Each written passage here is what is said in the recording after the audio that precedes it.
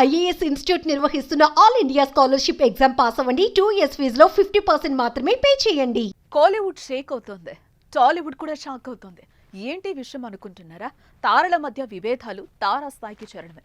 Nayanthara versus Dhanush topic breaking news గా మారింది. ధనుష్ చేసిన పనికి నయనతార గరం అవుతున్నారు. ఈ చిల్లర పనులేంటి ధనుష్ అంటూ తిట్టిపోస్తున్నారు. ఇంతకీ ఏం జరిగింది వారి మధ్య? ధనుష్ పై లేడీ సూపర్ స్టార్ ఆగ్రహానికి కారణం ఏంటి?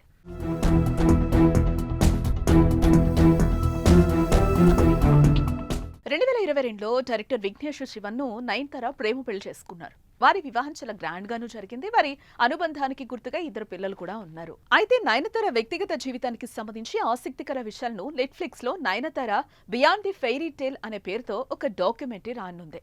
ఈ డాక్యుమెంటరీలో తమిళ దర్శకుడు విఘ్నేష్ శివన్ తో నయనతార ఎలా ప్రేమలో పడిందనేదే ఉండబోతోంది.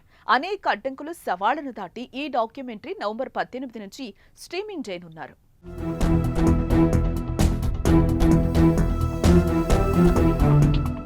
అయితే డాక్యుమెంటరీ ట్రైలర్లో నేను రౌడీని షూటింగ్ టైంలో తీసిన 3 సెకండ్ల వీడియో క్లిప్ ఉపయోగించారు. తన అనుమతి లేకుండా మూవీ బిట్స్ ఉపయోగించడంపై ఆ సినిమా నిర్మాత ధనుష్ సీరియస్ అయ్యాడు. నయనతారకు లీగల్ నోటీసులు పంపించాడు. ఏకంగా 10 కోట్ల నష్టపరిహారం డిమాండ్ చేశాడు. గత కొన్ని రోజులుగా ఈ గొడవ నడుస్తూ వస్తోంది.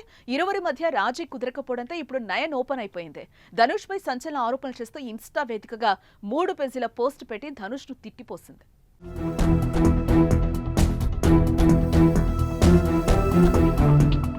తండ్రి ప్రముఖ డైరెక్టర్ అయిన అన్నయ్య అండతో నటుడిగా ఎదిగిన నువ్వు ఇది చదివి అర్థం చేసుకుంటావని అనుకుంటున్నాను. సినీ రంగంలో ఎలాంటి బ్యాక్గ్రౌండ్ లేని ఒంటరి మహిళగా సవాళ్లతో కూడిన చిత్ర పరిశ్రమకొచ్చి కష్టపడి చిత్తశుద్ధితో ఈ స్థాయికి చేరుకున్నాను. నన్ను ప్రేమించే నా అభిమానులకు, సినీ పరిశ్రమకు నా ప్రయాణం గురించి బాగా తెలుసు. నా డాక్యుమెంటరీ కోసం పలువురు సినీ ప్రముఖులు సాయం చేశారు. దీని రిలీజ్ కోసం నేను నా ఫ్యాన్స్ ఎదురు చూస్తున్నాం. అయితే మాపై నీకు పగుంది, కానీ అది ఈ ప్రాజెక్టు కోసం కష్టపడిన వారి జీవితాలపై అది ప్రభావం చూపిస్తుంది. నా శ్రేయోభిలాషులు చెప్పిన మాటలు, నా సినిమా క్లిప్స్ ఇందులో జోడించాం. కానీ నాకు ఎంతో ప్రత్యేకమైన నానుం రౌడీదాన్ ఉపయోగించలేకపోయాం. అందులోని పాటలు మా డాక్యుమెంటరీకి బాగా సెట్ అవుతాయి. కానీ ఎన్నిసార్లు రిక్వెస్ట్ చేసినా నువ్వు నో చెప్పడం నా మనసును ముక్కలు చేసిందని నయనతార రాసుకొచ్చారు.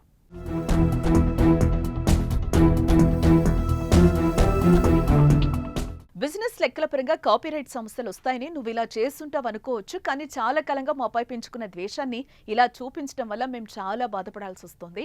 నానుం రౌడీ దాని షూటింగ్ టైంలో మేము మా మొబైల్స్తో తీసుకున్న వీడియోని ట్రైలర్లో 3 సెకండ్లు ఉపయోగించినందుకు నువ్వు 10 కోట్ల రూపాయల నష్టపరిహారం డిమాండ్ చేయడం చాలా దారుణం.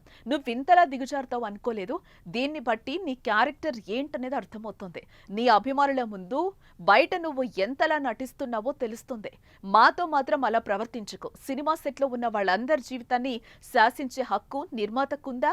డాక్యుమెంటరీ విషయంలో క్లిప్స్ వాడుకునేందుకు కోర్టు ద్వారా నోటీసులు పంపించుండొచ్చు. కానీ నీకు ఓ మనస్సాక్షి అనేది ఉంటుందిగా అంటూ ఫైర్ అయింది లేడీ సూపర్ స్టార్.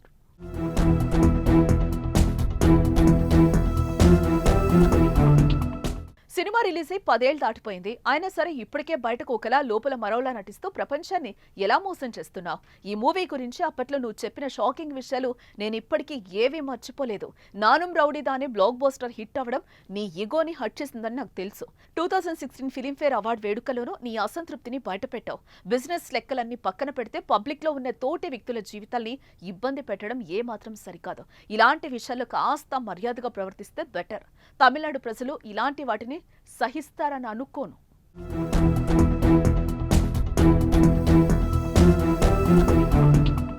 ఈ లెటర్ ద్వారా ఒక్కటే విషయం చెప్పాలనుకుంటున్నాను. నీకు తెలిసిన వాళ్ళు సక్సెస్ అవ్వడం చూసి ఈగో పెంచేసుకున్నావు. దాన్ని నీ మనసులో నుంచి తీసివేస్తావని అనుకుంటున్నాను. ప్రపంచం అందరిది. నీకు తెలిసిన వాళ్ళు ఎదిగితే తప్పేం కాదు. బ్యాక్గ్రౌండ్ లేని వాళ్ళు స్టార్స్ అయితే తప్పేం కాదు. హ్యాపీగా ఉంటే తప్పేం కాదు. ఇవన్నీ జరగటం వల్ల నువ్వు కోల్పోయేదేం లేదు. ఇప్పటి వరకు నేను చెప్పిన దాన్ని మొత్తం మార్చేసి కొత్త కథ అల్లేసి రాబోయే ప్రీ రిలీజ్ ఈవెంట్లో మరోలా చెప్తావని నాకు తెలుసు అని నయనతార సంచలన ఆరోపణలు చేసింది. మరి దీనిపై ధనుష్ రియాక్షన్ ఎలా ఉంటుందో చూడాలి.